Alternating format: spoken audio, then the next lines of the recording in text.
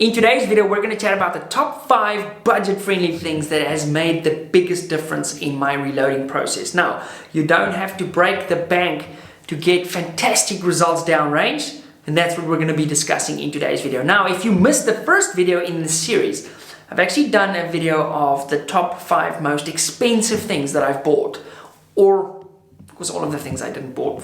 Wonderful Afrikaans English there. All the things I didn't buy, some of them were provided to me by, various partners on the channel, but every single one of you can afford the ones we're going to be discussing today. So, if you don't have them yet, I'm going to have links to all of them down below. Now, if you haven't seen the video on the top 5 most expensive things, I highly recommend going to watch that. It is sort of the ultimate goal to strive to. Again, you don't need any of those fancy things to enjoy the sport of shooting or to get good results downrange. Now, I'm rocking a new t-shirt. Let me know in the comments down below if we should put these into production or not. Fun fact, this is a shirt you get if you sign up to join the People of Impact, the Patreon. That's our community that support the channel, and that really goes a hell of a long way to making this channel a viable business for me. Because if I spent the amount of time that I spend on this channel in any other business, I'd probably run the place by now. Anyway, now on that note, I also want to thank our friends over at MDT. As you guys know, I'm busy with that HOWA 300 PRC project, and my chassis arrived. They're going to be putting the HOWA 300 PRC in. This is going to be an exciting project, and the big reveal is I'm going for, let me show that to you. Boom.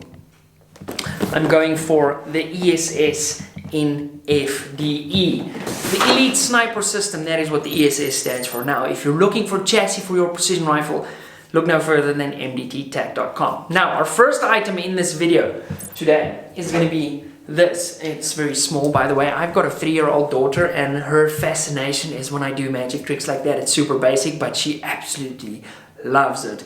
It's possibly a very bad magic trick, that, but anyway, small things.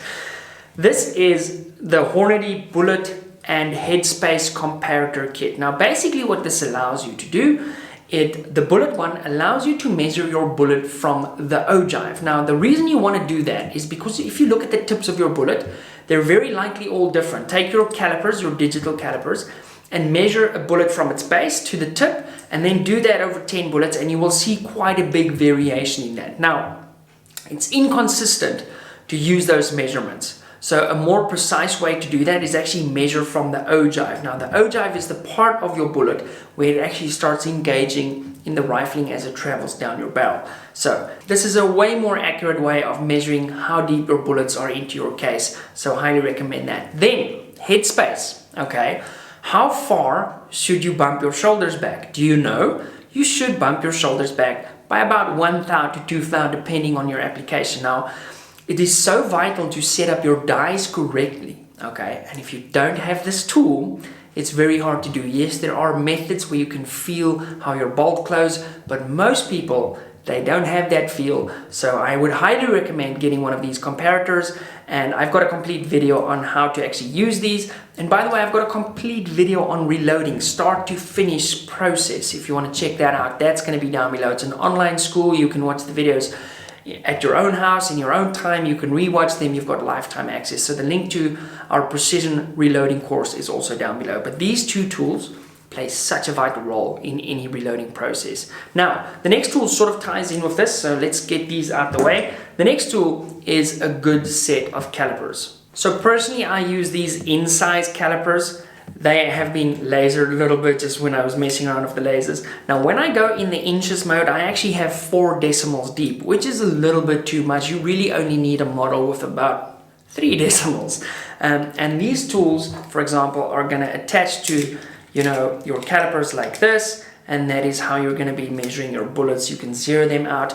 Now, initially when I started reloading, I was using like a local hardware store little digital vernier, and it was terrible. It only had 2 decimals and it would jump around all over the place. I also recommend every now and again just cleaning your vernier, making sure there's no dust, making sure everything is as it should be, because if you look after your tools are going to look after you. That's a sales line if there ever was one. Next tool, this guy. Also, most of these things go hand in hand with each other, because now we've got our bullet comparator on there, and then we have this sort of hornady, I don't know what this is called an AOL gauge, okay? Basically what you're doing with this device is you're measuring your throat of your rifle. So you can insert the bullet like this from the back of your action. Obviously your bolt would be out. And what you're able to do with this little stick is manipulate. Let me show you guys a little bit closer. Let me try to get this to focus. The stick, you're able to manipulate the bullet, and as soon as it starts engaging with your lens, okay, it's going to stop, and then there's a little screw at the back here which you then lock off. Then you can come back to your calipers like this, make sure you've obviously zeroed out your calipers, and now all of a sudden you can get really good measurement on what this sort of situation is in your throat. Now this is very useful for monitoring barrel wear. For example, you want to see how your throat is eroding. It's also vital for setting up new reloads, you know. How much do I want to start my loads off? Do I want to jump 20 thou or whatever the case may be? So this little tool is vital. Now, on sort of the SAMI spec cases, you can buy these cases that have been tapped on the back. You can buy them loose. And you can buy, for example, 6.5 PRC, 300 PRC, Creedmoor, all of those ones. But for me on the Wildcats, and actually on my other rifles too, I prefer actually firing around with my own rifle so that the case fire forms to my specific chamber.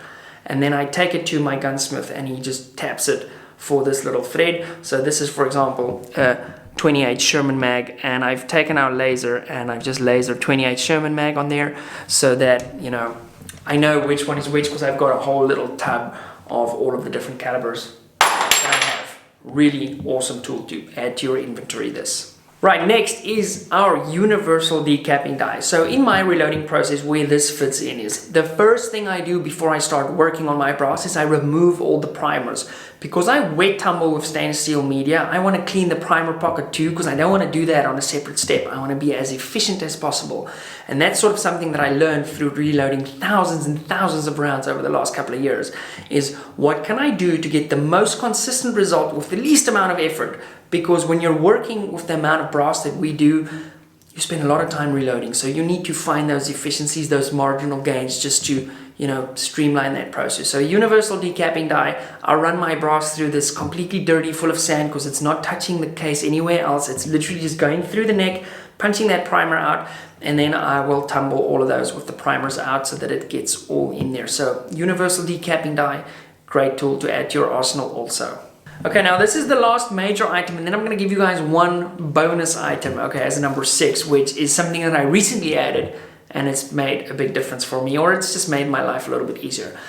You can have the best reloading tools in the world, so this is not specifically a reloading tool, but if you have the most accurate, the most consistent, the most loving reloads, you whispered sweet goodness to them before you send them down range, if your rifle is not set up correctly, you won't get the results you want. So make sure you're talking your rifle, your scope and everything to the exact requirements. So I started life off with this Wheeler torque wrench.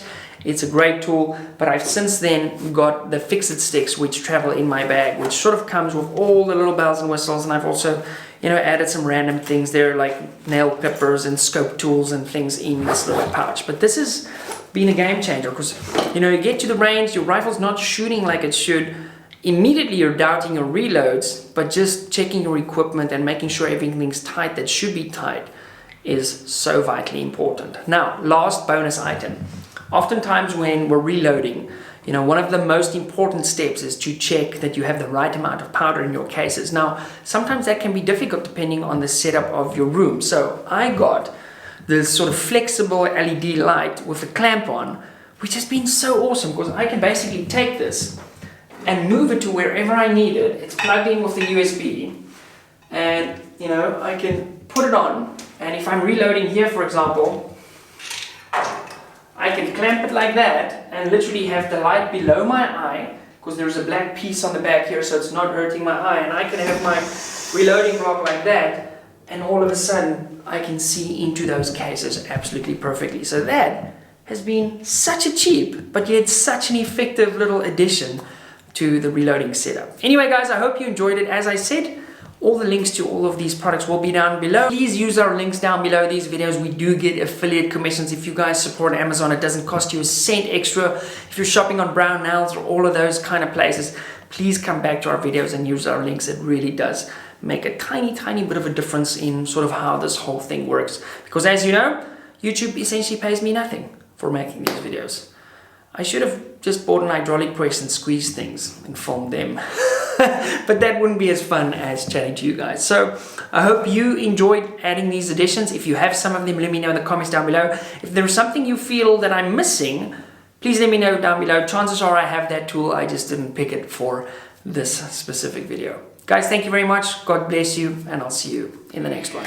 Bye.